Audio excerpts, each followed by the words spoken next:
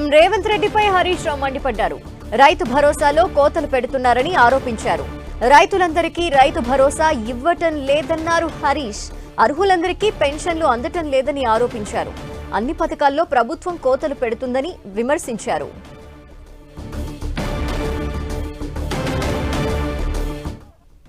మన పటాన్ చెరువు నియోజకవర్గంలో 22,000 మంది రైతులకు ఇవాళ రైతు బంధు ఇస్తలేడు. 22,000 మంది రైతులకు ఇవాళ రైతు బంధు అని మోసం చేస్తుండ్రు రేవంత్ రెడ్డి. నేను అడుగుతా ఉన్నా, ఏం తప్పు చేసిండు? పంట వంటలేదా? వచ్చి చూడు, మరి నాట్లు వేస్తుందా లేదా, పంటలు వండిస్తుందా లేదా, వచ్చి చూడు. రాష్ట్రం అంతా రైతులకు ఇస్తా అంటావు, మేడ్చల్లోకి ఇయ్యా, రంగారెడ్డి జిల్లాకి ఇయ్యా, సంగారెడ్డి జిల్లాకి ఇయ్యా అంటే ఇదేం పద్ధతి? ఇవాళ దీనికి సమాధానం చెప్పాల్సిన అవసరం ఉంది. ఇవాళ రేవంత్ రెడ్డి అప్పుడు ఏం చెప్పిండు? అర్రాస్ పాట వాడిండు. కేసీఆర్ 10 ఇచ్చిండు, నేను 15,000 ఇస్తా. కేసీఆర్ 1,00,000 రూపాయలు ఇచ్చిండు, నేను తులం బంగారం కలుపుతా. కేసీఆర్ 2,000 పింఛన్ ఇచ్చిండు, నేను 4,000 ఇస్తా. ఆశ చూపించిండు, అరిచేతిలో వైకుంఠం చూపించిండు.